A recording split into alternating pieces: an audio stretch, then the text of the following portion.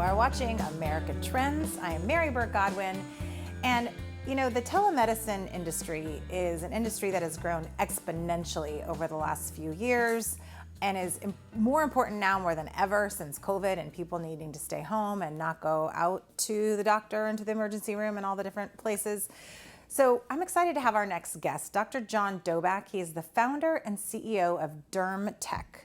And he is going to talk all about this telemedicine company that he founded. Dr. John, welcome to America Trends. Great, thanks. Nice to be here. Yes, I'm so happy you could join us. Now tell me, where are you zooming in from? Where are you based out of? Our offices are up here on North Torrey Pines. So oh, you're right down the road from us. Yeah, right down the road. Okay, great. Are you from San Diego? No, I grew up in Orange County. I came down here to go to medical school at UCSD. And I basically stayed ever since I graduated from medical school. So that's what brought me to San Diego. Okay, great. Well, it's not too shabby of a location to start your practice.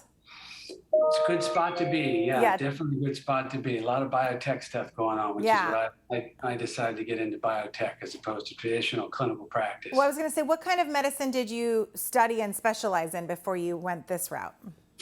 You know, I have a general medical license in the state of California, but I never really went into traditional practice. I very quickly realized that I wanted to go into industry and develop new technologies. And so that's what I focused on out of medical school. And I've been doing it ever since, and haven't really practiced in a traditional medical clinical practice. Just always been doing this. Okay. Now tell me about DermTech. When did you start it? And can you tell me specifically what services you have? Sure. So DermTech, I joined DermTech in 2010, and DermTech really is focused on bringing the genomic revolution to skin health and skin disease. And we developed a very unique platform where we can take a sample of skin with something we call the Smart Sticker, which is basically an adhesive patch. And with that sample of skin from the adhesive patch, we can run a variety of genomic analyses, and we can use that to detect skin disease and skin health. And we currently market a product that's for enhancing early melanoma detection. Wow, this is amazing. So so let's say for me, I am a prime candidate for this because I have very fair skin, as you can probably tell, under this long sleeve turtleneck, and lots of brown spots. And my mom is in all the time for having squamous cells removed and different things. Yep. But I was told, I think at a young age from my doctor, she just said, you are going to get skin cancer. It's just a matter of when. I thought, oh, great. Thank you. But, I've been good about putting sunscreen on, but still, it's something I think about regularly. So for me, let's say I'm your patient, and you'd give me or send me those stickers, or how does that work? Sure. There's a couple ways. We do offer a telemedicine solution, but if you show up at your doctor's office, particularly your dermatologist, he will have our patches, he or she will have our patches in their office. And the patches, basically, they look like this. So I don't know if you guys can see that. These are the adhesive patches. Okay. Then you basically the doctor, or if you were doing this in your home, if we sent this to you for a telemedicine visit, which we have an option to do that, you would take one of these patches. If I had something on my hand here, let's say, I would put the patch on, just kind of press and hold for 5 seconds there.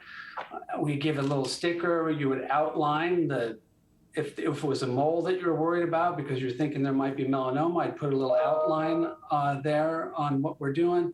And then you just peel it off like that, and that has your skin on it. And then you do that 4 times on the area that you're interested in, and you send this card back to us. It just gets dropped in the regular FedEx, no special handling, no special solutions, nothing, no ice or anything like that. This is a very stable sample.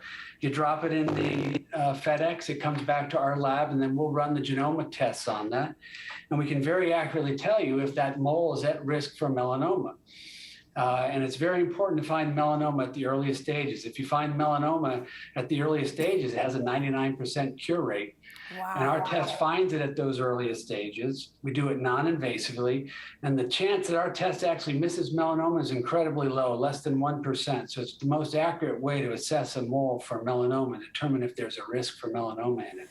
Does the spot, okay, this is, you're blowing my mind right now because, and I'm also kind of a hypochondriac, I must admit, which is not good for someone who has a lot of, spots because I do We've all go, become hypochondriacs with COVID, right? Every sniff or sneeze, we get well, COVID. exactly that too. One little runny nose and I'm running to get my home COVID test. So let me ask you this. So does it have to be raised in order to utilize the sample? No, Or you mean the utilize the, mole? Does the mole have to be yes. raised? Uh-huh. No. So there are certain basic criteria that anybody can use to look at a mole and decide if it has some risk for melanoma. And that's really what we call the ABCDE criteria. That means it looks asymmetrical, it has an irregular border, it may be more than one color, that's the C. It has a diameter that's more than 5 or 6 millimeters, that's about the size of a pencil eraser. And if it changes over time, those are all indicators. They're not very good indicators, but they're indicators that something might be at risk for melanoma. So you would put our patch on a mole that has those features, whether it's raised or not. Okay. And then we'll tell you if it's really at risk for melanoma. And if you need to then go have what's called a surgical biopsy to then finalize the diagnosis by looking at it under the microscope in conjunction with our genomic information. Wow, this is genius. And how long has this technology been in place? So we started selling it a few years ago. We went to really launch the product in earnest in February of 2020, and that was right when COVID arrived. Right, that's perfect timing. Perfect timing, Yeah. right? So we've been really launching the product, kind of rolling it out more aggressively and broader over time through COVID, sort of waxing and waning with the pandemic. But it's available all across the country now. We have 72 sales reps that are selling the product almost in every state in the U.S., mainly into dermatologist offices right now. We do have some plans to expand in some primary care offices. And then we've also been rolling out our telemedicine approach, where the patient can basically download an app that we've developed that's in the Apple iStore or in the Google Play Store. And you can take a picture of your mole, and it gets sent up to the cloud securely. And we have a dermatologist network that will look at that mole, that picture, and decide if it meets those ABCDE criteria, and it should be examined with our test. And then we can send that to your home. And you can run the test, collect the sample yourself under guidance we use a licensed provider to help guide you through the collection and make sure everything's done properly. But you can collect it in the comfort of your home and then send it back to us. So those are the 3 ways that we're offering the test out in the real world. Wow. Well, you've grown exponentially since you started 18 months ago, almost about 18 months. So you've grown, threefold? I read, and gone public and, raised millions of dollars. So, I mean, do you think there's a lot probably that contributed to that? One is that this is really easy. It seems like a really easy solution than having to schlep yourself down to the skin doctor every few months or if you're like me, every few months when you see something new. And what are the other factors that you think have contributed to the success? Well, I think in general, genomics has been the greatest revolution in medical care and particularly cancer care ever. I mean, we've been able to really define the cause of cancer, the genes that drive cells to misbehave and become cancerous. If you're trying to treat cancer or detect cancer, you really have to look at the genome because that's the root cause of the disease. And we're just bringing that to dermatology. And I think the genomic revolution has really started to grow in the last couple of years. And we're playing into that broader revolution, genomic revolution. The other reason is just that the diagnosis of skin conditions in general is highly subjective. It's the doctor looking at the skin with his naked eye and trying to decide whether something is of concern or what a diagnosis might be. And there's a lot of inaccuracy and there's a lot of unnecessary surgical biopsies that occur as a result of that subjectivity. When you have this non-invasive, objective genomic information that we provide, now it becomes much more objective, much more accurate, lower cost, non-invasive, all those benefits. So I think people are seeing that this is a future. This is the future of dermatology. Non-invasive genomic diagnosis is the future, and we're the leader in that. And I think that the world and the community are waking up to that, the investor community. And would doctors actually utilize this in their practice at their office? So they In don't have fact, to do the invasive? exactly. That's the predominant way the test is available now. Okay. There are a couple thousand, several thousand dermatologists across the U.S. that have deployed our test into their practices. And we continue to expand that. There's about 10,000 dermatologists in the U.S. that we want to get to adopt the product overall.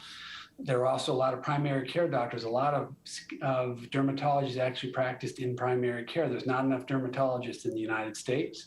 The wait times to see a dermatologist, if you don't have one, can be 4 to 6 months. Yeah, it's long. I have to schedule mine, like a year in advance. So we have to take a quick break. So will you hang tight and come back for one more segment with us? Absolutely. Okay, great. So everyone at home, you're watching America Trends. I've got Dr. John Doback here with DermTech talking about something that's blowing my mind, this revolutionary detection method for skin cancer. So everyone stick around. We'll be right back with Dr. John.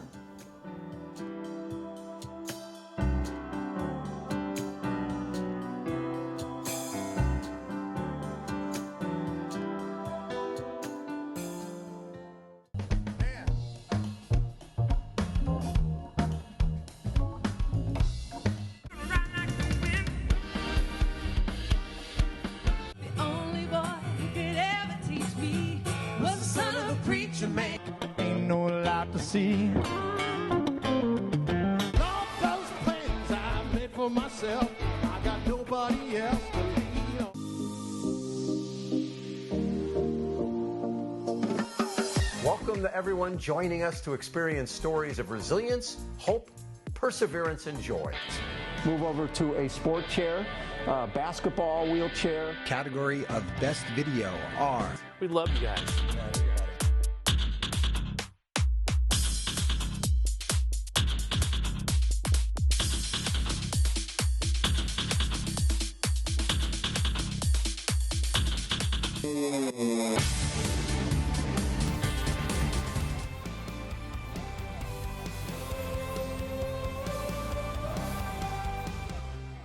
You're watching America Trends. I'm Mary Burt-Godwin, and I am chatting it up on Zoom with Dr. John Doback. He is the founder and CEO of DermTech. Fascinating, revolutionary telemedicine based on genomics and, detecting skin cancer. And I am so fascinated by this, Dr. John. I hope you don't mind me calling you Dr. John. I just kind of jumped right to familiarity with you.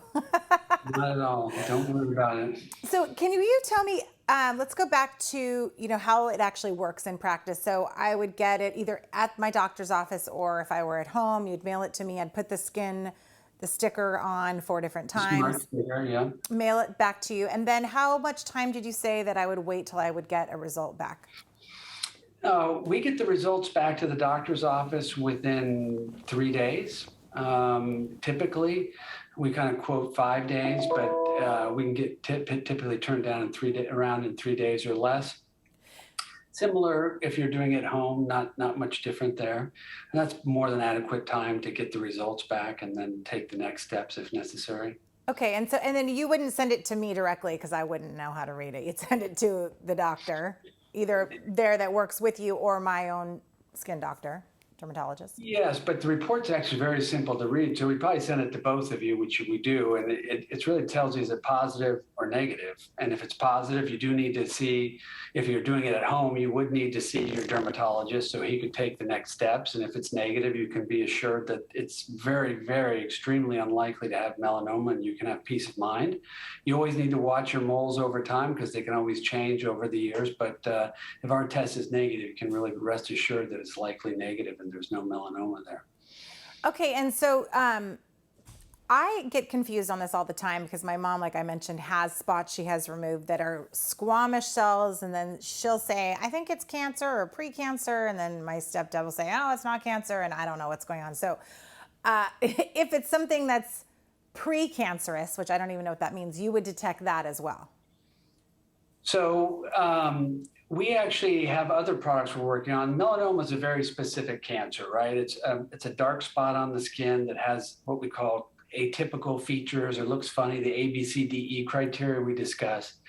But non-melanoma skin cancer, those have different appearance, and you would look for other things. Are they red? Do they bleed? Are they crusting? Are they scaly? Those are kind of things you look for in non-melanoma skin cancer.